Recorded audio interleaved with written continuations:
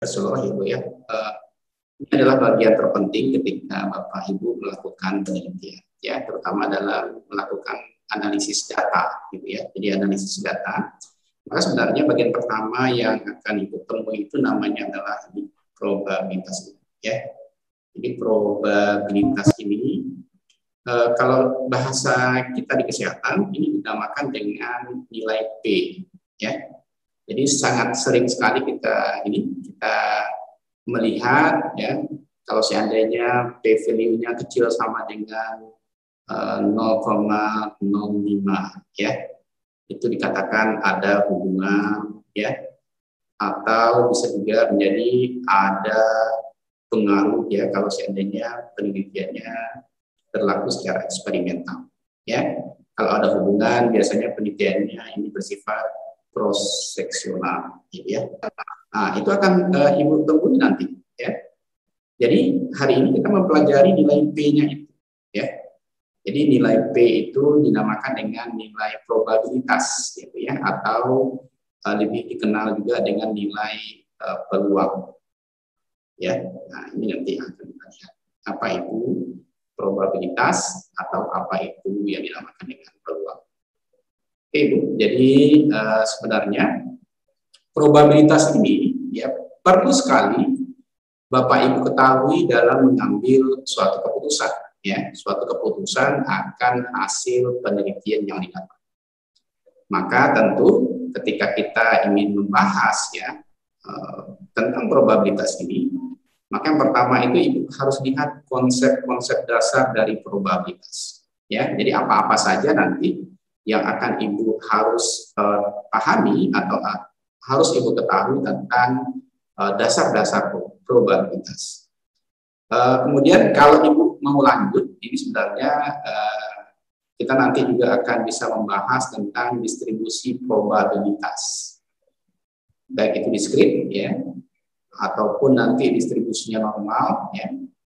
Nah, itu nanti akan menjelaskan keputusan yang akan diambil ya. Jadi nanti Ibu akan mengenal ya, ada suatu grafik ya, grafik seperti ini ya, grafik seperti ini yang biasanya di antara grafik itu mempunyai nilai kiri dan nilai kanan ya, yang nilainya harus sama ya. Biasanya ini kalau Ibu menggunakan P value-nya 0,5, nah maka di sininya adalah minus 0,5. Jadi nanti artinya kalau distribusinya itu normal, maka nilai kiri dan nilai kanan itu harus sama.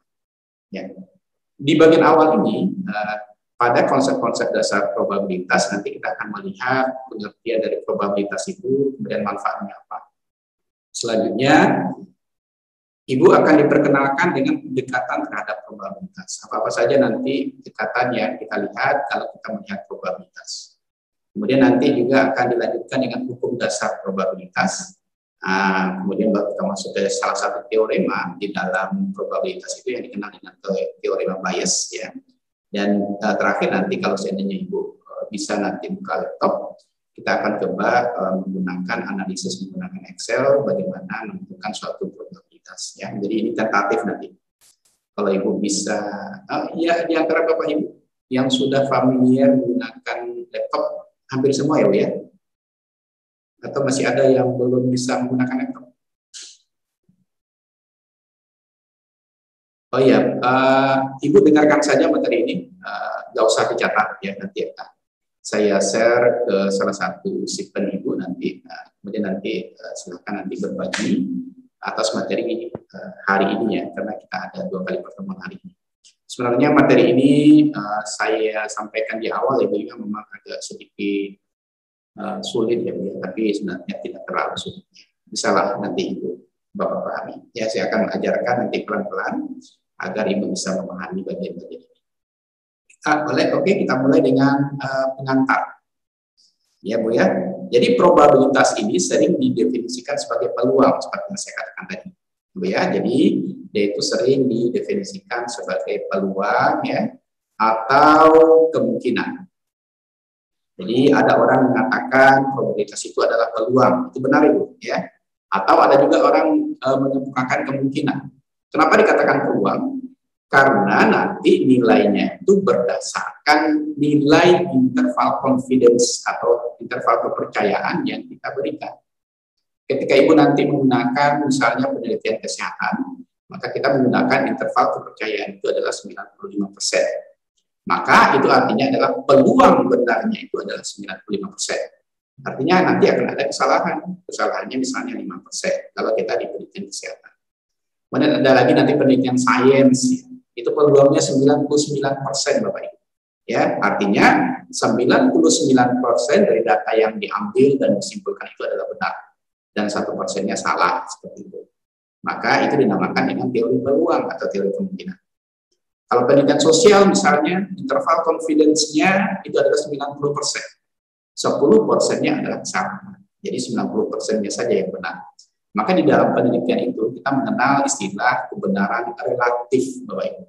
Ya, maka kita mengenal namanya validitas. Ya, kenapa dia dikatakan kebenaran relatif? Karena kebenarannya itu tidak sampai 100%. Kalau kebenarannya itu sampai 100%, maka kebenaran itu dinamakan kebenaran absolut namanya. Ya, pasti benar tanpa ada kesalahan. Tapi ketika kita melakukan penelitian, maka kebenaran itu adalah kebenaran relatif, tergantung nanti kita mengambil interval kepercayaannya itu berapa, atau kita kenal dengan confidence interval. Oke Bapak Ibu, sampai di sana ada pertanyaan barangkali tentang konsep awal tentang peluang atau probabilitas? Ya, kalau tidak ya, kalau mau respon berarti saya anggap Bapak Ibu paham ya, mudah-mudahan nanti kita akan coba lihat ya seperti apa kepahaman Bapak Ibu. Kemudian kita lanjutkan dengan pengertian probabilitas. Ya, probabilitas itu adalah suatu nilai yang digunakan untuk mengukur tingkat terjadinya suatu kejadian yang acak. Ya. Jadi Bapak Ibu harus ingat ya bahwasanya statistik atau peluang atau probabilitas itu adalah kejadian yang terjadi secara acak. Secara acak ini di dalam statistik dikenal dengan istilah random, Bapak Ibu. Ya, maka barangkali Bapak Ibu sudah pernah mendengar ada nama simple random sampling misalnya. Ya, itu adalah pengambilan data secara acak sederhana. Ya, simple random sampling. Ada lagi mungkin barangkali mendengar stratified random sampling, ya, pengambilan acak secara bertingkat. Ya, itu dinamakan stratified random sampling. Ada lagi mungkin barangkali Bapak Ibu pernah mendengar juga selain stratified, ada juga yang systematic random sampling. Ya, itu artinya pengambilan sampel itu secara acak tetapi menggunakan sistematik, caranya sistematik. Ya, maka ada kata-kata random, ada kata-kata acak, itu adalah pengertian utama di dalam probabilitas. Ya, dia mengatakan bahwasanya suatu nilai yang digunakan untuk mengukur tingkat terjadinya suatu kejadian secara acak. Ya. Maka di dalam kita menggunakan probabilistik atau probabilitas atau peluang atau kemungkinan tadi, kita menggunakan pendekatan. Pendekatan pertama dinamakan dengan pendekatan objektif. Ya, Bu ya. Bapak Ibu, dia terbagi menjadi ada pendekatan klasik, ada pendekatan frekuensi relatif. Ya Bu, jadi kalau pendekatan klasik, maka pendekatan itu berdasarkan berapa jumlah data. Saya contohkan jumlah datanya 30, maka pendekatan klasik itu adalah 30 orang misalnya. 30 orang responden. Kalau dia pendekatan frekuensi relatif, misalnya dari data 30 orang tadi, kita mendapatkan 25 orang yang berpengetahuan tinggi, maka misalnya. Maka kalau dia relatif, 25 per 30 kali 100%. Nah, itu dinamakan dengan pendekatan relatif. Jadi ada hitung-hitungan persentase ketika kita melakukan pendekatan. Mungkin pengambilan sampel misalnya 50% misalnya. Nah, itu dinamakan dengan pendekatan frekuensi relatif. 50% dari responden. Kalau misalnya respondennya 100, maka pendekatan frekuensi relatif kita gunakan adalah 50 orang responden seperti itu. Ya, Bapak Ibu. Jadi kalau frekuensi relatif, dia sudah menggunakan perhitungan dalam bentuk persentase. Ini yang pertama tipe pendekatannya. Yang kedua, tipe pendekatannya itu adalah pendekatan subjektif. Untuk pendekatan subjektif itu tergantung penelitian Bapak Ibu nanti, ya. Misalnya, ya Bapak Ibu ingin melakukan penelitian tentang kasus-kasus yang langka, ya, maka kita melakukan pendekatan subjektif. Artinya apa? Hanya pasien tertentu saja yang dijadikan sampel atau populasi penelitian. Artinya tidak semua orang ya yang bisa dijadikan sampel penelitian, hanya orang-orang tertentu. Maka pendekatan seperti ini dinamakan dengan pendekatan subjektif. Oke, Bapak Ibu ya, jadi ada dua tipe pendekatan ketika kita menggunakan probabilistik ini. Nah, kemudian ini definisi masing-masing ya. Kita lihat pendekatan klasik yang sudah saya sampaikan tadi. Dia didasarkan pada asumsi bahwa seluruh hasil dari suatu eksperimen mempunyai kemungkinan atau peluang yang sama. Seperti yang saya katakan tadi, ya, ada sampel atau populasi misalnya 50 orang. Maka ke 50 orangnya kita jadikan sampel dan semuanya itu berpeluang untuk dijadikan sampel, ya. Itu dinamakan pendekatan klasik. Pada pendekatan klasik ini kita harus mengetahui terlebih dahulu seluruh kejadian yang akan muncul. Ingat ya Bapak Ibu, ketika kita berbicara peluang, ketika kita berbicara probabilistik kemungkinan, maka seluruh kejadian yang muncul itu berapa? Saya contohkan ya peluang yang klasik, dadu. Dadu Bapak Ibu tahu, ada angka 1, angka 2, angka 3, angka 4, angka 5, angka 6. Masih ingat Ibu ya, kalau main apa dulu waktu kecil-kecil itu main ular tangga ya, main dudu ya seperti itu ya. Nah, itu kan ada 5 tetapan, ada tetapan 1, 2, 3, 4 sampai 6. Maka kalau seandainya kita berbicara pada dadu tadi, maka kemungkinan muncul angka 1 berapa Bapak Ibu? Ada yang bisa jawab? Berapa kemungkinan munculnya angka 1? Ayo, ini masih awal lagi, Bapak Ibu. 1/6. Kenapa 1/6? Karena mata dadu itu ada 6. Ya, jadi kemungkinan muncul angka 1 itu adalah 1/6. Berapa kemungkinan muncul angka 2, Bapak? 1/6, Pak. 1/6 juga, ya. Muncul angka 3 1/6 juga. Jadi angka 1 dengan sampai dengan angka 6 munculnya itu, peluang kejadian munculnya itu adalah 1/6. Bagaimana dengan logam, Bapak Ibu? Uang logam. Ada sisi gambar, ada sisi angka. Berapa munculnya sisi gambar? 1/2, Pak. 1/2. Munculnya angka? Sama ya, 1/2. Oke, nah itu artinya Bapak Ibu sudah memahami bahwasanya ya pada pendekatan klasik ini kita harus memperhitungkan seluruh kejadian yang akan muncul. Kalau seandainya Bapak Ibu di dalam suatu populasi penelitian Bapak Ibu ada 30 orang yang menderita AIDS misalnya, contoh. Berapa munculnya dari 30 orang itu ada nama si A sampai dengan 30 misalnya namanya si Z. Berapa munculnya si A? Kalau dia jumlahnya 30. 1/30. 1/30. Jadi si B, si C, si Z sampai dengan si Z nanti jumlahnya itu adalah 1/30. Nah, begitu nanti Bapak Ibu ya melakukan penelitian ketika sudah berhadapan dengan yang namanya sampel atau populasi. Dan ketika kita melihat ke probabilistik dengan pendekatan klasik. Paham ya Bapak Ibu ya? Oke, ya. Enak ya kalau seandainya Bapak Ibu bisa memahami. Kemudian pendekatan klasik ini digunakan untuk mengantisipasi kelemahan yang ada dalam pendekatan klasik. Ya. Kemudian pendekatan yang kedua ya, Bu ya, pendekatan menggunakan pendekatan yang kedua kita menggunakan pendekatan apa itu namanya yang kedua? Subjektif ya, Bu ya. Pendekatan frekuensi relatif ya, Bu ya. Jadi ketika kita dihadapkan kepada pendekatan klasik tadi, nah, maka kita juga bisa menggunakan pendekatan frekuensi relatif. Apa maksud pendekatan ini? Pendekatan frekuensi relatif ini digunakan untuk mengantisipasi kelemahan yang ada pada pendekatan klasik. Seperti tadi hanya 1/2, kemudian hanya 1/30, 1/6. Pada frekuensi relatif, pada dasarnya bisa digunakan untuk memperkirakan nilai probabilitas. Kita contohkan ini. Probabilitas terjadinya suatu kejadian kalau dengan frekuensi relatif, ya, kalau saya bikin di sini ada nilai P, maka itu sama dengan frekuensi kejadian sesuatu, katakanlah ini adalah I, dibagi dengan N. N ini adalah jumlah observasi. Maka seperti yang saya sampaikan ke Ibu tadi, ini adalah ya kalau pada frekuensi relatif kita biasanya mengalihkan dengan angka 100%. Saya contohkan Ibu, kalau seandainya peluang munculnya tadi dadu itu adalah 1, ya Bu, kemudian dari 6 kali jumlah observasi, maka ketika dikalikan dengan 100%, berapakah ini Bapak Ibu? Itu berarti sama dengan 100 dibagi 6%. Berapa jadinya Bapak Ibu? 100 bagi 6 itu berapa itu?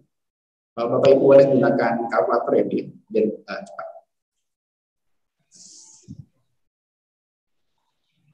16,6.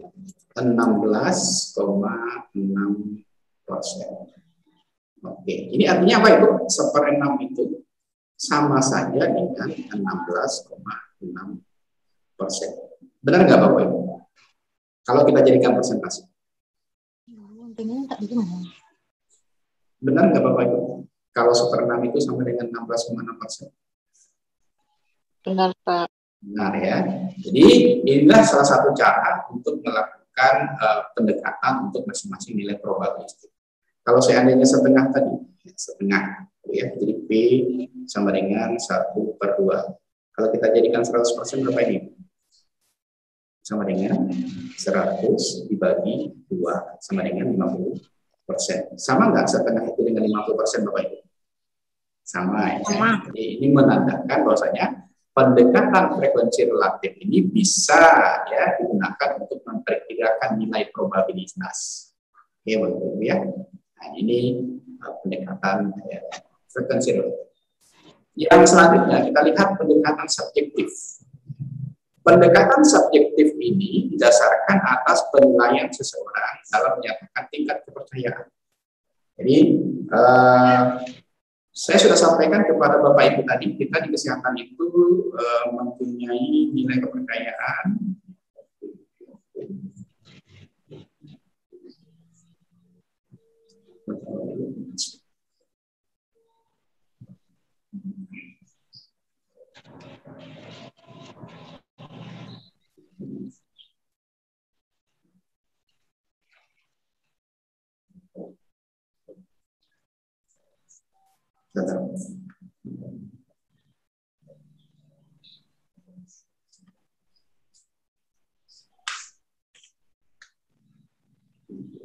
ya.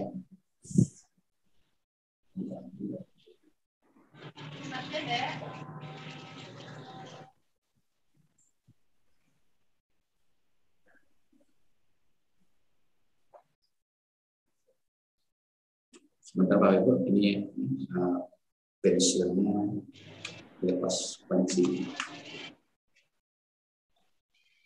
Oke, sudah.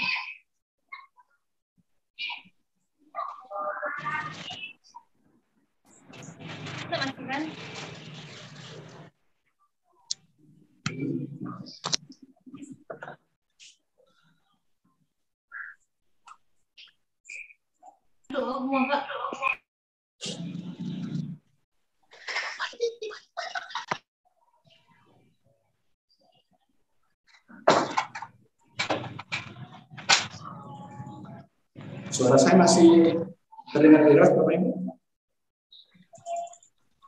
Masih Pak. Masih ya. Nanti kita gunakan lagi dosennya, masalahnya bisa diselesaikan. Oke Bu, biasanya seperti yang saya sampaikan tadi, untuk pendekatan subjektif itu kita menggunakan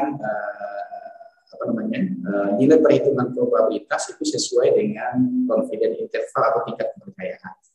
Kalau di kesehatan kita menggunakan interval kepercayaan yang sudah saya sampaikan tadi 95%, ya.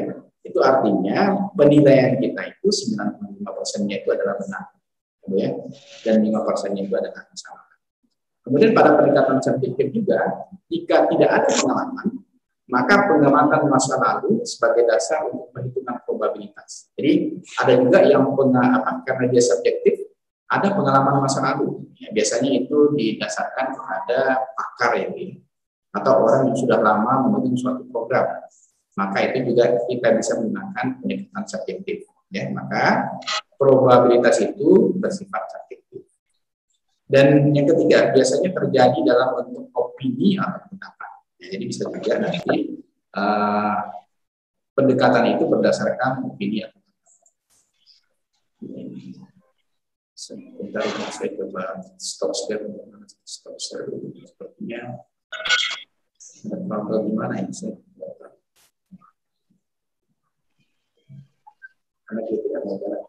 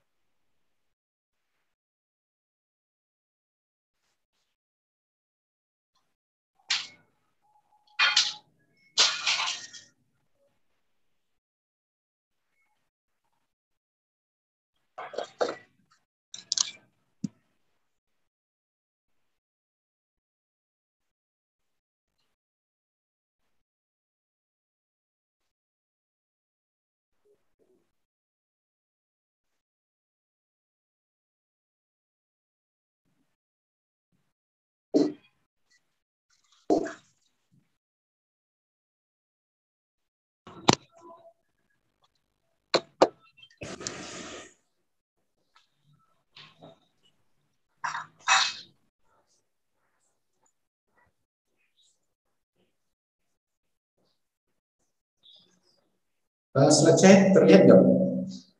Hilang ya? Enggak, Pak. Enggak kelihatan, Pak. Sekarang?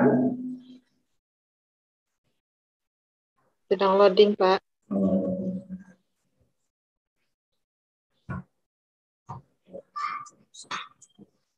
Sekarang gimana? Masih loading? Belum, Pak. Masih loading, Pak.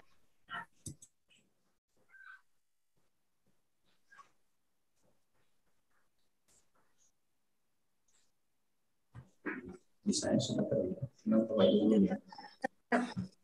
Sudah kelihatan, Pak. Alhamdulillah, udah.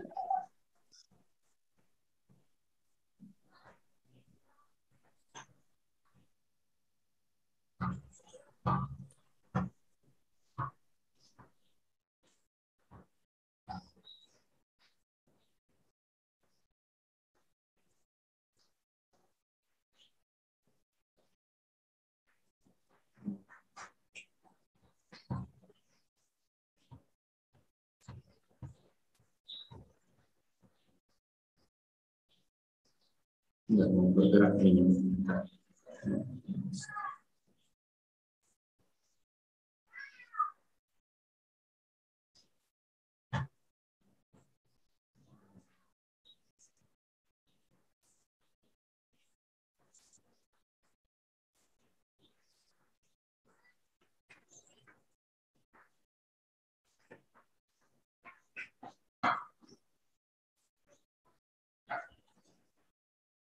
Kita coba ulang lagi. Ya. Kita sampai di sini ya. Jadi pendekatan subjektif. Jadi pendekatan subjektif ini didasarkan atas penilaian seseorang ya, dalam menyatakan tingkat kepercayaan. Jadi saya sudah sampaikan tadi ada yang tingkat kepercayaan itu 95%. Itu artinya 95% itu adalah kebenarannya. Ya, dan 5% itu adalah kesalahan. Kemudian yang kedua, jika tidak ada pengalaman ya, atau pengamatan masa lalu, bisa dijadikan sebagai dasar untuk perhitungan probabilitas. Artinya di sini tentu akan ada dasar yang bersifat subjektif, maka dikatakan dengan pendekatan subjektif. Yang ketiga, itu biasanya terjadi dalam bentuk opini atau pendapat. Jadi kalau seandainya bermain di pendekatan subjektif, itu bisa terjadi opini ya atau pendapat. Artinya kalau kita melihat kebenaran seperti ini, maka tentu akan terjadi ada kebenaran secara opini atau kebenaran secara pendapat. Dan ini bisa saja di-counter atau ditolak oleh orang lain ya, karena belum berdasarkan ilmu sesungguhnya, baru berdasarkan opini atau pendapat. Oke, Bu, kita lanjut. Apa aturan dasar probabilitas? Yang pertama, aturan dasar probabilitas itu adalah aturan penjumlahan. Di mana kalau aturan penjumlahan, kejadian yang saling menghilangkan itu nanti akan terjadi ketika kita melihat probabilitas. Yang kedua, kejadian yang tidak saling menghilangkan. Jadi ada dua. Ada kejadian yang menghilangkan, nanti kita lihat, kemudian juga ada kejadian yang tidak saling menghilangkan. Di dalam aturan yang kedua, itu kita kenal dengan aturan perkalian di dalam probabilitas. Bagaimana dia? Ada yang dinamakan dengan kejadian bersyarat, dan ada kejadian yang bebas. Kalau ini nanti di penelitian itu mengenalnya dengan istilah dependent. Ya, jadi ini ada terikat. Kalau ini nanti kalau dalam penelitian itu mengenal dengan istilah independen. Jadi ini bebas. Jadi Bu, nanti di probabilitas kita juga mengenal ada yang bersyarat dan juga ada yang bebas. Kalian, nah bagaimana yang menghilangkan itu Bapak Ibu? Jika terdapat dua jenis kejadian, ya misalnya kejadian A dan B dicontoh. Ada kejadian A dan ada kejadian B. Jika kejadian A terjadi, maka kejadian B tidak akan terjadi atau sebaliknya. Maka pada kasus seperti ini kita mengenal ada penjumlahan di sini. Maka rumusan probabilitasnya itu adalah PA gabungan B. Ini dibaca dengan gabung ya. Gabung. Maaf Pak, Ya. itu memang nggak tampil materinya Pak. Oh, nggak kelihatan sama Ibu ya? Oh, Enggak Pak. yang lain bagaimana? Tampil nggak yang lain? Enggak tampil, Pak. Saya coba. Bapak pun enggak kelihatan, Pak. Saya akan ngomong sendiri aja ya. Oke, saya coba ulang. Bapak pun enggak kelihatan, Pak. Loh, saya juga nggak kelihatan. Enggak, Pak. Siap. Kalau sekarang kelihatan nggak? Ya, Nah, itu kelihatan Bapak. Oh, iya. Kadang-kadang Ibu harus ini ya, harus kasih tahu saya. Kadang-kadang saya udah ngomong. Nah, sekarang bagaimana Ibu? Tampil nggak? Nah, baru tampil. kelihatan Oh. Pak. Bapak kan kelihatan, Pak. Siap. Ya. Jadi ini Bu, sekarang untuk kejadian yang saling menghilangkan, ya. Ini kita baca di dalam probabilitas PA gabungan B, ya. Itu sama dengan PA ditambah dengan PB, ya Bu. Jadi kalau seandainya nanti di PA ini misalnya probabilitasnya adalah 5, di sini ada 2, maka PA gabungan B itu sama dengan 7, begitu Bu ya gampangnya. Tapi tentu tidak ada persoalan seperti ini nanti dalam penelitian. Nah, ini contoh gampang saja. Kemudian yang selanjutnya, jika terdapat dua jenis kejadian, misalnya kejadian A dan kejadian B. Jika kejadian A terjadi, maka kejadian B bisa saja terjadi atau sebaliknya. Maka kita menggunakan rumus probabilitas yang berbeda dengan yang tadi. Kalau tadi hanya penjumlahan, sekarang dia menjadi PA gabungan B itu sama dengan PA tambah dengan PB dikurang dengan PA irisan B. Jadi ini namanya irisan B. Ini memang agak sedikit ini apa ya? Kalau Ibu dulu pernah SMA kan, Bapak Ibu? Ibu pernah SMA atau SPK?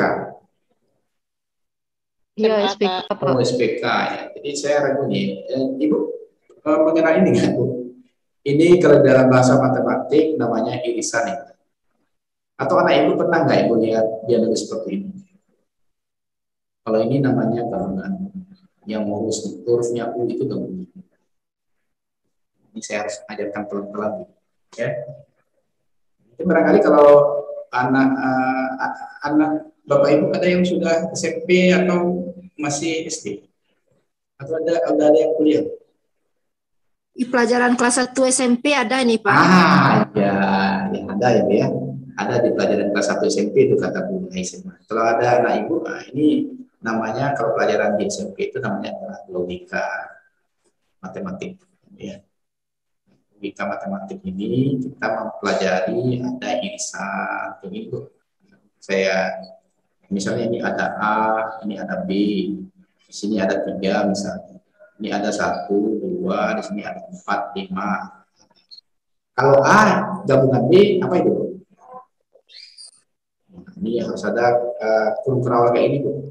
1, 2, 3, 4, 5. Ya, Bu, ya, itu namanya gabungan. Kalau A irisan B, apa itu?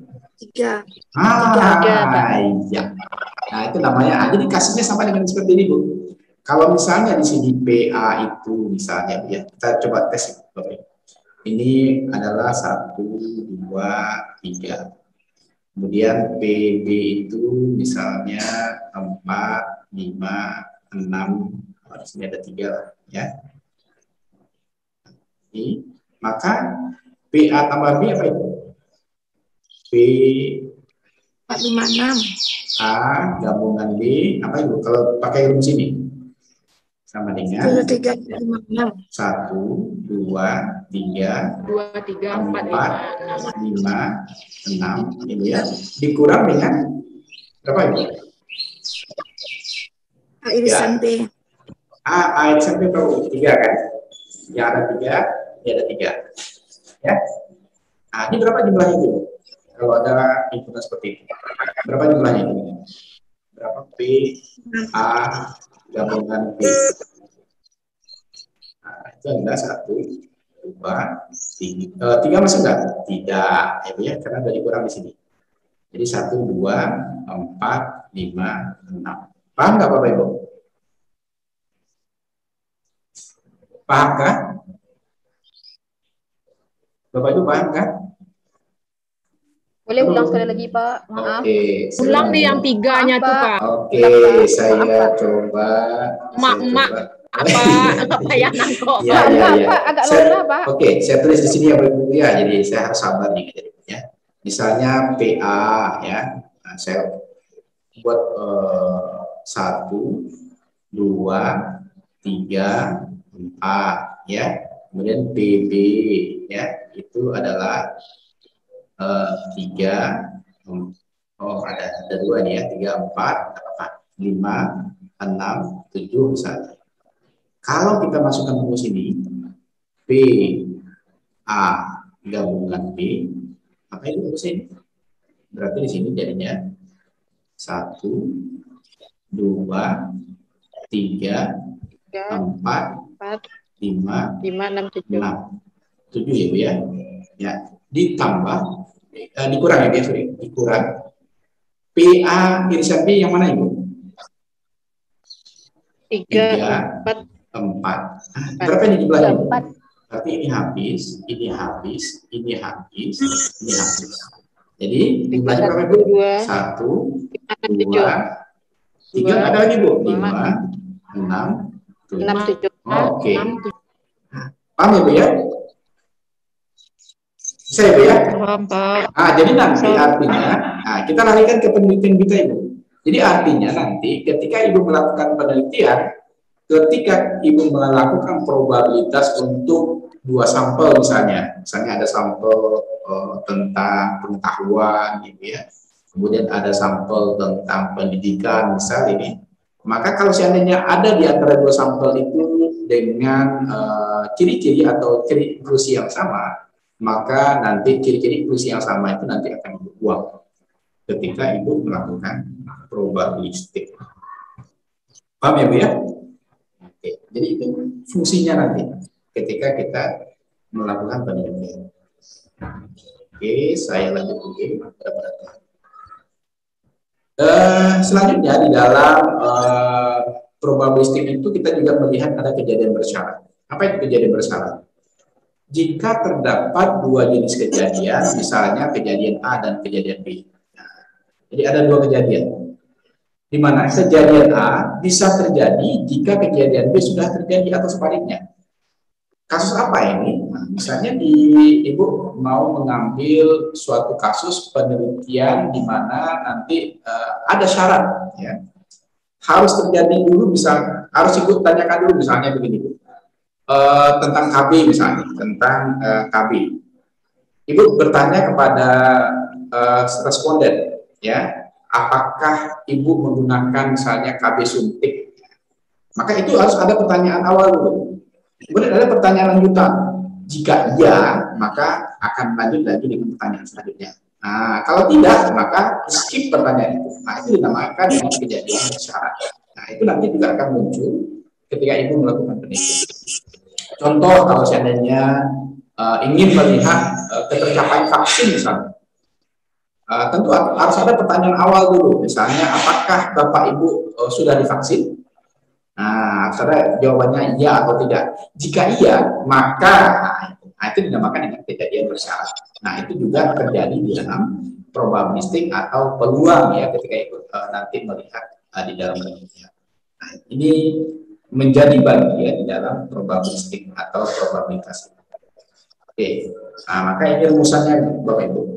Untuk probabilistik kita mengenal jika jika A maka B seperti itu, atau jika B maka A. Jadi lambang garis miring ini dinamakan dengan bersyarat, ya. Jadi dinamakan bersyarat. Maka kalau dia jika bersyarat A maka B, itu rumusnya adalah PA gabungan B dibagi dengan PB. Kebalikannya, kalau B maka A, maka itu adalah PB gabungan A dibagi dengan PA. Ini tergantung nanti di bagaimana yang bersyarat. Kalau ini yang bersyarat itu adalah A, kalau ini yang bersyarat itu adalah B. Maka kalau Ibu saya masukkan contoh tadi, misalnya PA tadi adalah 1, 2, 3, 3 aja lah ya. Nah, kemudian ada PB, kemudian ada di sini 3 dulu ya, 3, 4, 5, nah sama 3. Maka berapa PA maka B? Itu adalah berapa itu di sini? 1, 2, 3, 4, 5 ya, dibagi dengan berapa PB itu? 3, 4, 5. 3, 4, 5. 4, 5. Berapa hasilnya itu? 1, 2. 1, 2 saja. 1, 2. Nah, Ya. berapa PB jika berapa B jika A? Yang keduanya coba berapa itu? Coba dicari Bu. Jadi siapkan, makanya saya suruh Ibu menyiapkan alat tulis. Berapa B jika A? 45, Pak. 45. Oke. Paham ya Bu ya? Jadi A-nya kan 1, 2, 3. Berarti tentu hasilnya adalah 45. Oke. Berarti benar ya Bapak Ibu ya. Nah, itu dinamakan dengan kejadian bersyarat. Di mana Ibu akan temukan nanti? Nah, ini nanti ketika Ibu sudah melakukan penelitian ya, yang ada syarat ya untuk melanjutkan hasil penelitiannya. Ya, seperti yang sudah saya contohkan tadi. Oke, yang selanjutnya adalah kejadian bebas atau independen. Ya, jika terdapat dua jenis kejadian, misalnya kejadian A dan B saling lepas, di mana kejadian A dan kejadian B tidak saling berhubungan satu dengan yang lain. Maka sekarang rumus probabilitasnya menjadi ini. PA gabungan B, PA irisan B itu sama dengan PA dikali dengan PB. Kalau saya contohkan tadi, berapa PA gabungannya B-nya? Ini 1, 2, 3. Kemudian ini A tadi ya. B-nya 3, 4, 5. Nah, berapa ini Bu hasilnya? PA-nya berapa? 1, 2, 3. Kemudian dikali dengan 3, 4, 5. Hati-hati Bu ya, kalau mengalihkan di masing-masing ini adalah mengalihkan yang sama. Berarti ini berapa itu? 1 kali 3, 3. 2 kali 4, 8. 3 kali 5, 15. Jadi ya, sama saja dengan mengalihkan biasa. Dengan catatan nilai A dikalikan dengan A, nilai B dikalikan dengan B, nilai C dikalikan dengan C. Paham ya? Jadi tentu hasilnya 3 kali 3, 8, dan 15. Oke, itu kalau kejadian salib keras. Nah, sekarang kita lanjut dengan bagian kedua dalam probabilitas itu adalah permutasi. Permutasi itu apa? Nah, ini biasa kita simpulkan dengan P. Permutasi ini sebenarnya sama dengan kejadian yang tadi, tetapi dia merupakan suatu pengurutan ya. Elemen ini adalah anggota. Kalau ada elemen itu, bahasa di statistiknya itu adalah anggota, di mana pengurutan elemen tersebut penting. Ya, Bu. Maka kalau misalnya di sini ada P1 10 ya, itu sama dengan 10 faktorial. 10 faktorial dibagi dengan di sini adalah 10 kurang 1 faktorial. Apa itu faktorial itu? Nah, saya contohkan ini. 2 faktorial itu sama dengan 1 kali 2. Kalau 5 faktorial itu sama dengan 1 kali 2 kali 3 kali 4 kali 5. Ini kali dengan titik itu sama ya, Bu ya. Saya buat aja lah kali supaya Ibu tidak ragu. Kalau 6 faktorial berapa Ibu? Coba Bu Aisyah, berapa 6 faktorial itu?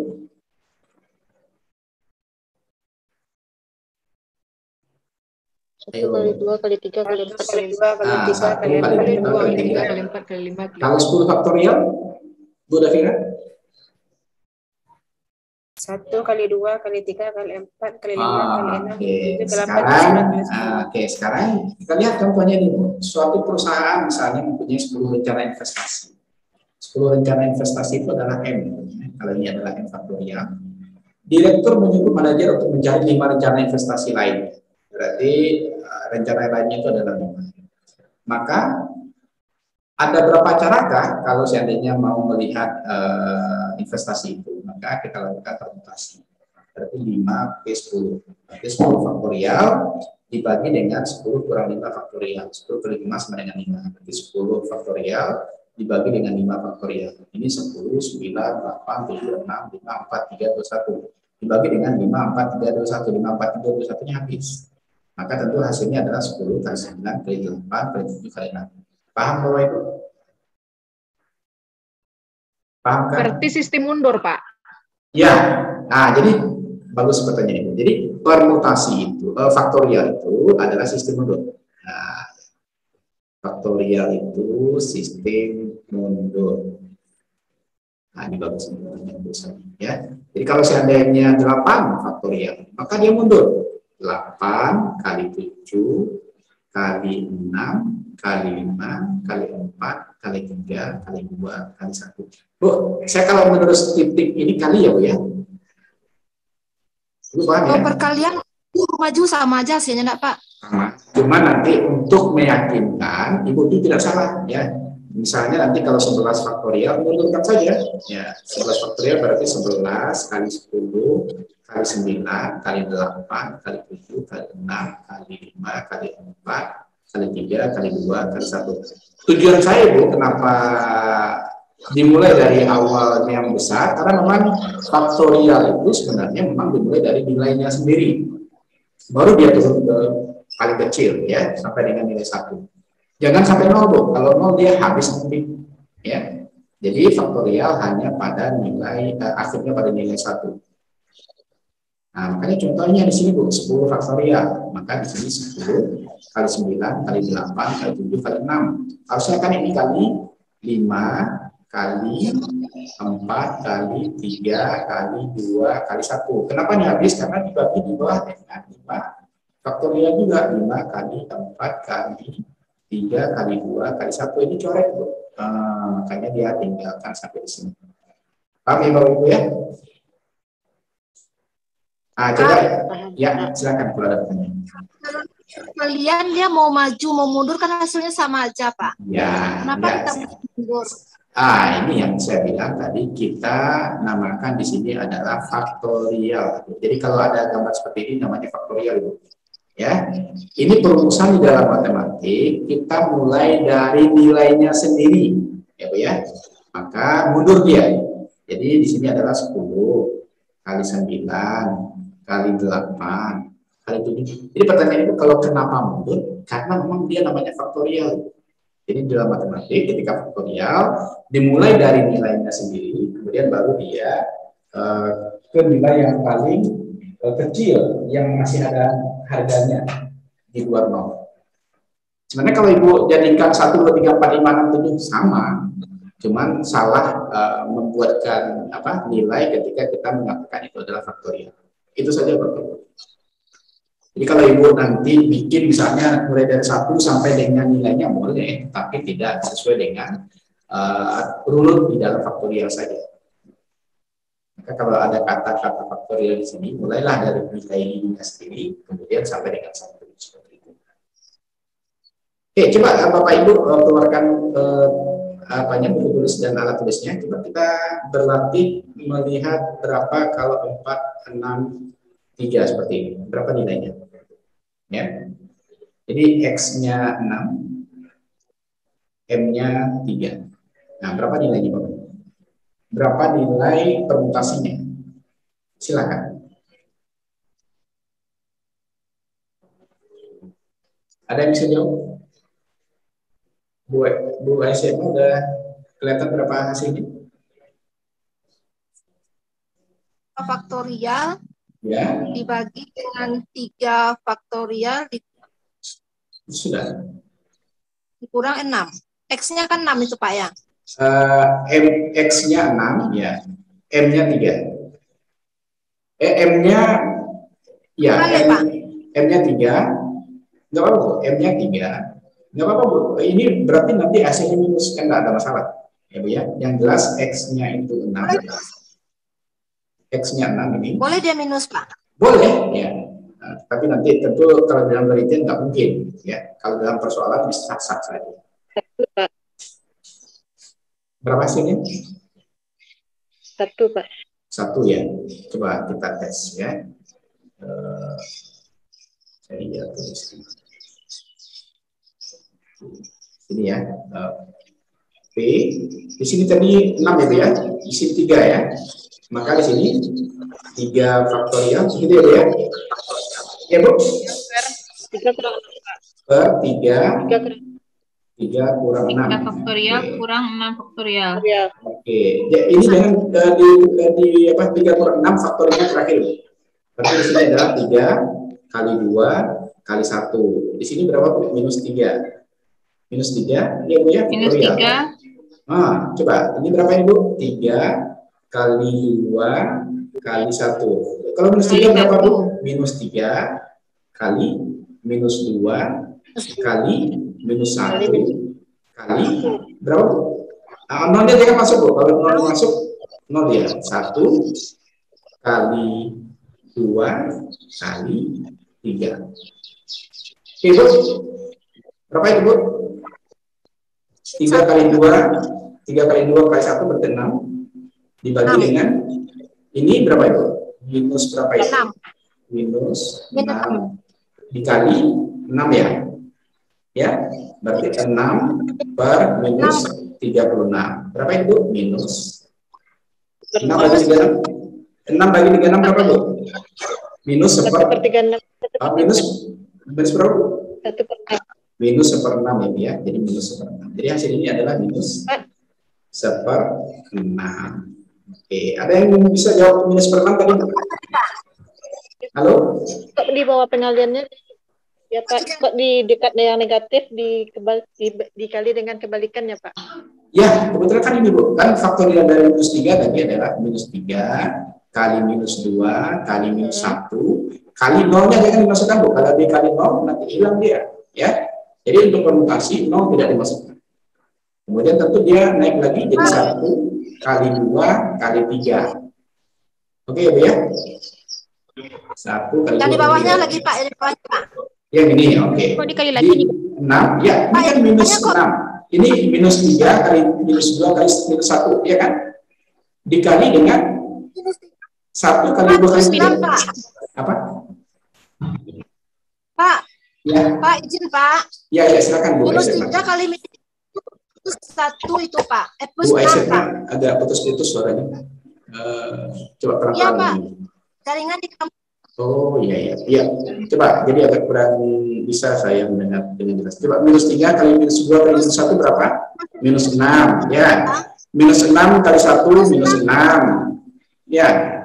Oke, ya. Minus 6 kali minus 2, minus 6 kali minus 2 minus 12. Minus 12 kali 3 minus 36.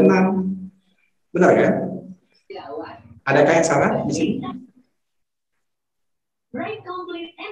Atau gampangnya gini aja, Bu. Harusnya ini kan 3 kali 2 kali 1 kali 1 kali 2 kali 3. Harusnya hasilnya adalah minus 36. Karena 6 kali 6 sebenarnya. Karena nilai minus tetap akan dibawa untuk semua angka. Maka di sini, nah ini saya gampangkan saja nih, Bu. Ini saya 1 kali 2 kali 3 kan 6. Minus 6 kali 6 tentu minus 36. Paham nggak, Bu ya? Oke, ini soal kita untuk contoh Ibu agak sulit ini. Coba yang gampang biar ini bisa dipahami. Coba saya balik ya. Ini P, di sini 3, di sini 6. Coba. Nah, ini dia positif.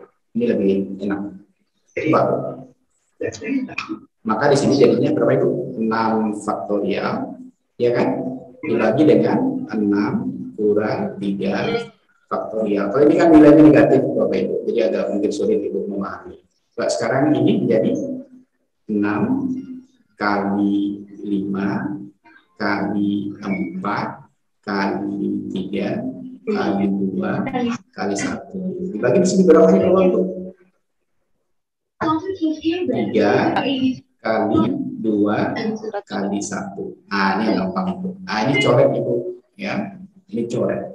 Maka ini hasilnya berapa Ibu? 30 kali 4, 120. Ya, kali 4, 120 ya. Oke, nah ini yang gampang. Ini kebetulan nilainya minus ya, jadi agak ragu untuk memahami bagian ini. Karena sebenarnya ini ya matematis saja. Ya, inilah kira-kira contoh soal yang bisa mungkin barangkali dipahami untuk verifikasi. Bu.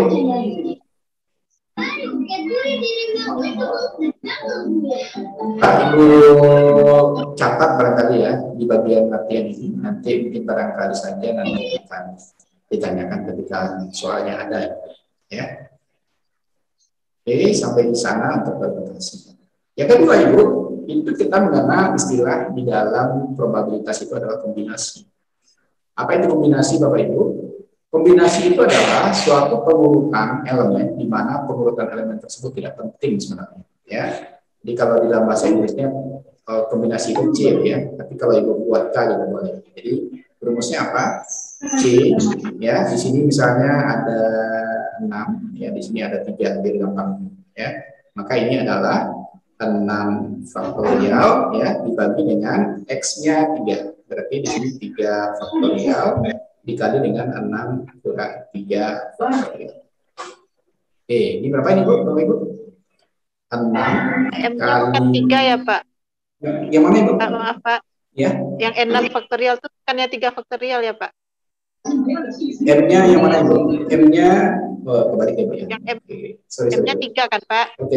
Jadi M-nya berapa Ibu? M-nya contohnya aja Bu. Kita coba bahas dulu contohnya saja Bu. Ada 5 calon kades. Bagaimana cara memilih 2 calon? Ya, berarti kalau kita gunakan rumus ini maka C2 5. Ya, berarti calonnya 2 di sini. Kemudian 5 adalah calon kades ya. Untuk memilih 2 calon ya. Berarti C2 5. Berarti di sini adalah M-nya 5, 5 faktorial ya. Per 2 faktorial dikurang 5 kurang 2. Jadi ini terbalik ya. Jadi di sini adalah 3 faktorial dibagi dengan 6 faktorial dikali dengan 6 kurang 3 faktorial. Coba ya. 3 dikurang 3 kurang 6 Ya, 3 dikurang 6 ya, kembali lagi ini negatif lagi. Nah, kita pakai saja yang ini biar positif. Ya, Bapak Ibu ya. Berarti di sini 5 faktorial dibagi dengan 2 faktorial dikali dengan 5 kurang 2 faktorial. Maka 5 faktorial sama dengan 5 kali 4 kali 3 kali 2 kali 1.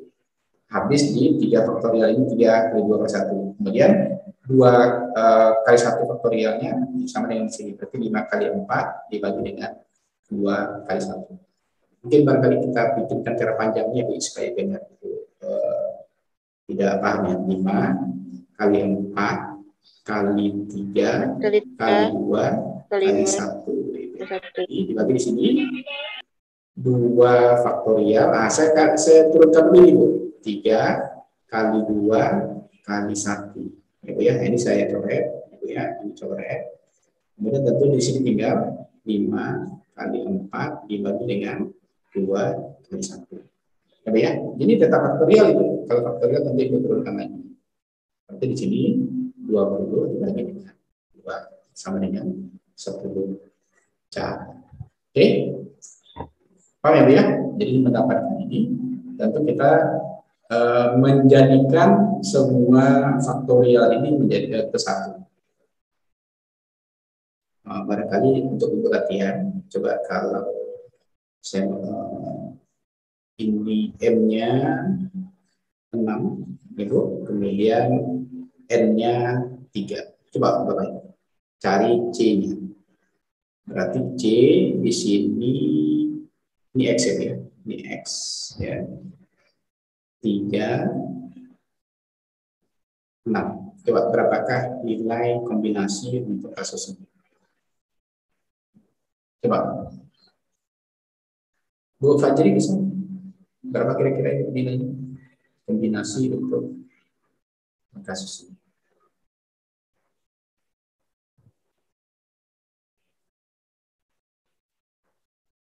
Kalau Bu Fajri selesai, mungkin barangkali bisa disampaikan saja biar saya tulis.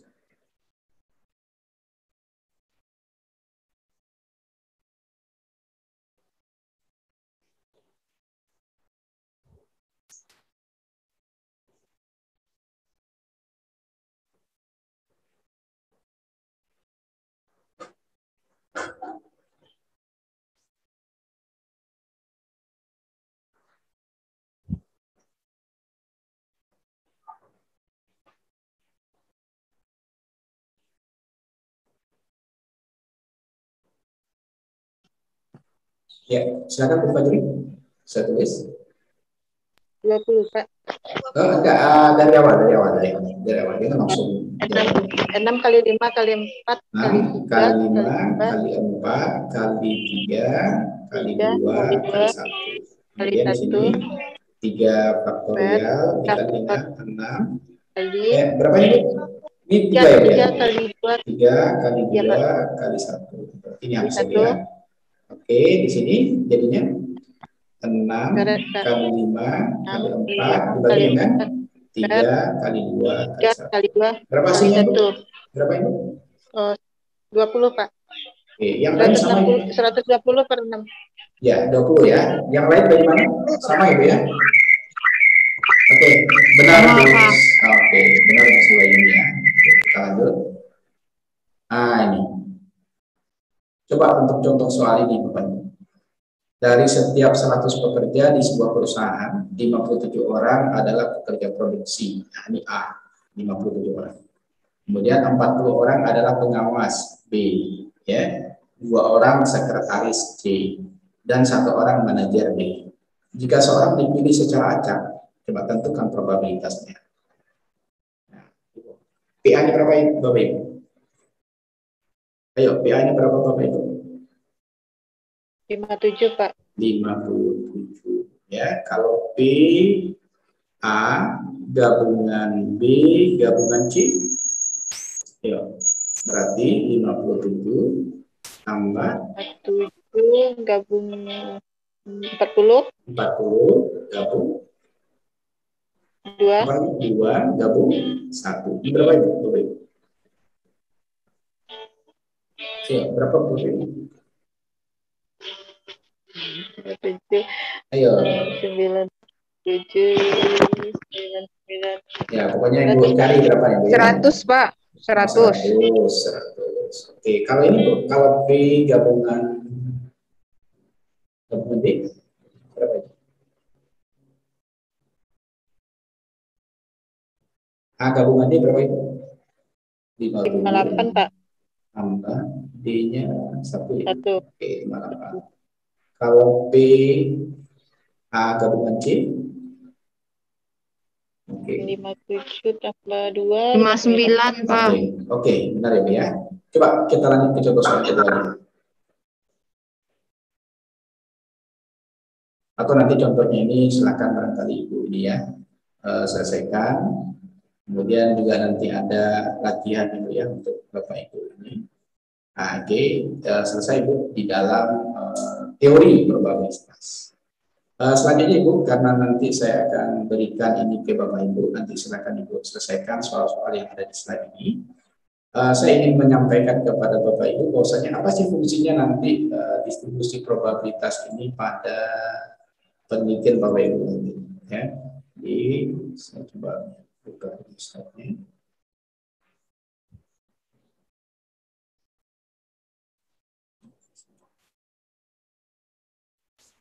Nah ini, jadi fungsi sebenarnya yang kita bahas tadi baru dasarnya ya, itu nanti. Nah di sini ya, ya. Jadi fungsi nanti yang kita lihat tadi itu nanti akan ada di bagian ini. Oke. Maaf Pak, materinya nggak tayang Pak. Oh nggak tayang, yang ini nggak tayang Bu? Enggak Pak. Oh, bisa coba. Ah, itu wajah Bapak yang kelihatan.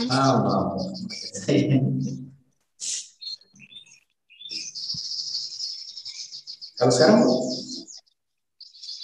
Kalau sekarang Pak. Tayang Bu? Belum, Pak. Sudah Bu? Belum. Sudah, Pak. Oh, udah. Jadi sebenarnya fungsi dari yang kita bahas tadi itu dasarnya. Nah, di dalam penelitian adalah kuncinya itu distribusinya. Ya, distribusi yang kita kenal dengan distribusi probabilitas. Distribusi probabilitas itu adalah kunci aplikasi probabilitas yang sudah kita bahas tadi. Tujuannya adalah untuk memperkirakan terjadinya peluang atau probabilitas yang dihubungkan dengan terjadinya peristiwa tersebut dalam beberapa keadaan yang sudah kita bahas. Nah, ini yang penting dulu. Jadi macam-macam distribusi itu, yang pertama distribusi binomial, yang kedua distribusi Poisson. Ya, ini Jerman ini bukan Poisson ya, walaupun tulisannya Poisson ya, tapi kita bacanya Poisson karena ini adalah bahasa Jerman. Yang ketiga distribusi normal atau Gauss. Nah, bagaimana sebenarnya yang harus Ibu pahami ketika Ibu melakukan penelitian? Sebenarnya yang harus Ibu pahami benar itu adalah di bagian ketiga ini, distribusi normal. Kenapa saya lebih tekankan Ibu membahas yang ini distribusi normal? Karena nanti begini Bu, ketika Ibu melakukan suatu riset ya, maka seperti yang saya sudah bikinkan gambarnya di awal tadi, ada yang kita kenal dengan distribusi normal Ibu ya. Ini 0,5 minus ya. Di sini ya harusnya sama ini Ibu ya. Di sini 0,5. Nah, data itu baru bisa kita lanjutkan apabila dia berdistribusi normal. Kenapa? Karena kita akan melakukan analisis statistik yang secara kuantitatif. Jadi penelitian itu, data itu sebenarnya ada dua Ibu ya, ada yang data kuantitatif, ya, ada data kualitatif. Nah, itu biasanya kalau di program ini sangat jelas ini biasanya, ya, ada yang kuantitatif, ada yang kualitatif. Data baru bisa kita uji misalnya menggunakan distribusi frekuensi, ya, central tendency, ya, atau katakanlah nanti akan melakukan analisis dengan crosstab, ya, tabulasi silang yang menggunakan misalnya chi-square atau melakukan penelitian secara eksperimental. Itu adalah kuantitatif Bapak Ibu, ya. Maka data kuantitatif itu baru bisa kita lanjutkan apabila dia berdistribusi normal. Apa itu distribusi normal? Distribusi normal ini adalah distribusi yang ditemukan oleh Gauss. Artinya sisi kiri dan sisi kanannya itu seimbang, sama, ya. Baru bisa dia kita olah menggunakan analisis statistik yang saya sebutkan tadi, apapun namanya. Baik itu penelitiannya bersifat cross tabulasi, ya, atau penelitiannya bersifat eksperimental. Nah, ini kita lihat. Mungkin barangkali untuk binomial saya tidak akan terlalu ini ya kepada Bapak Ibu karena ini sama yang mirip dengan tadi. Saya skip saja barangkali. Saya akan lebih contoh untuk ini ke distribusi normal atau Gauss ya. Nah, Bapak Ibu perhatikan ya. Pada kasus ya di mana N cukup besar dan P tidak terlalu kecil, ya ini artinya N cukup besar itu Bu, sebenarnya kalau kita melakukan penelitian, di sampel besar ya, N besar ini namanya populasi ya. Kemudian ini dititik beratkan kepada N-nya juga besar ya. Pengambilan sampel ini populasi, N di sini adalah sampel. Ya. Jadi artinya Bu, semakin besar sampel Ibu, itu semakin bagus nanti data yang didapatkan. Ya, semakin kecil dari populasi, maka biasanya data kita itu akan banyak errornya. Jadi sebenarnya kalau kita melakukan penelitian itu paling bagusnya itu adalah penelitian populasi namanya. Apa itu penelitian populasi? Penelitian populasi itu adalah hampir seluruh populasi itu kita jadikan sampel. Nah, itu yang terbaik. Tapi kadang-kadang kan kalau seandainya kita melakukan penelitian populasi itu masalahnya adalah beratnya di pengolahan data, ya, beratnya di dana, gitu ya. Karena seluruhnya kita jadikan sampel. Ya. Jadi makanya kadang-kadang agak terganggu juga kalau kita melakukan penelitian secara populasi itu. Maka kita biasanya juga menggunakan sampel. Nah, sekarang pertanyaannya, seberapa besar sampel yang baik itu untuk penelitian? Ya. Jadi banyak referensi yang mengatakan bahwasanya 10 sampai dengan 25% dari populasi itu sudah bagus. Ya. Tetapi juga kalau menurut saya yang terbaik itu adalah kita menggunakan teknik yang pengambilan sampel untuk menjadikan sampel terbaik ya untuk penelitian kita. Yang kita kenal biasanya dengan sampel yang representatif. Pernah mendengar nama ini? Sampel yang representatif ini? Pernah nggak mendengarnya? Bu Nova, pernah dengar? Apa itu sampel yang representatif? Bu Nova? Belum, Pak. Siapa? Pernah atau tidak? Pernah dengar? Bu Nova? Masih ingat? Bu Nova, apa itu sampel yang representatif? Lupa, Pak. Oh, tapi pernah dengar ya? Kalau Bu Sekma pernah dengar nggak apa itu sampel representatif? Biasanya pernah baca, Pak. Oh, tapi lupa. Sampel representatif itu yang sampel yang mewakili dari populasi yang akan kita teliti. Benar ya, itu yang sampel representatif ya. Jadi sampel representatif itu adalah sampel yang benar-benar mewakili populasi ya. Jadi benar yang sampaikan Bu Nasma. Jadi kita nanti kalau mau melakukan penelitian secara kuantitatif, maka ya kita harus betul-betul mengambil sampel yang representatif ini ya, sampel yang betul-betul mewakili populasi.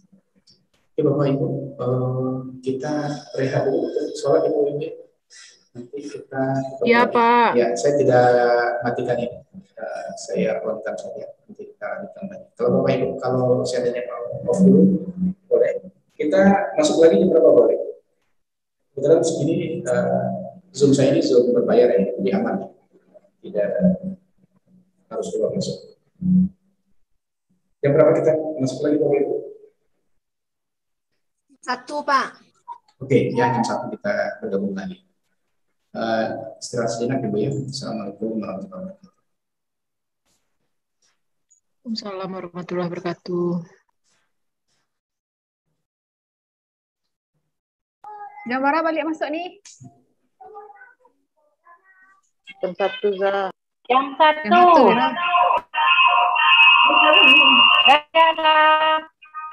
Lira.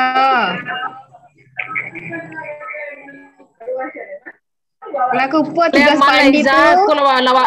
Leaman Leza. Aman. Gua pilih-pilih ya itu tematik Za. Tapi akal lai milin pusek. Ya. Tugas pandi laku puat ni.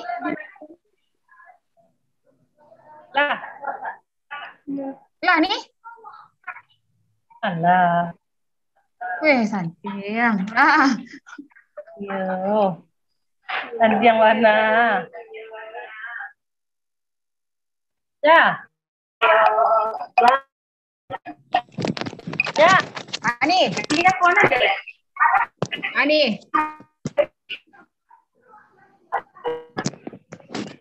Salat lu.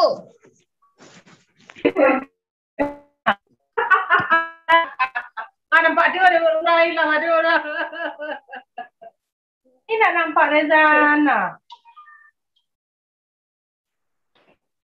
Ani. Ija. Mana Pak Jasko? Kami hilang. Mengumpuan nggak Pu Pandi, Zah? Enggak. Iza bertanya nih. Iya. Tinggi dah tunjuk enggak? Lama kumpulan, Iza bertanya nih. Akak lu deh tuh.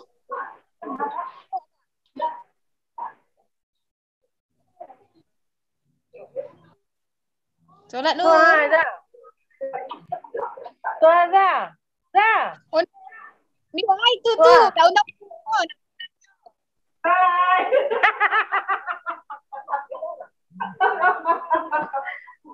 Ketua, ajak ketua yo. Wah.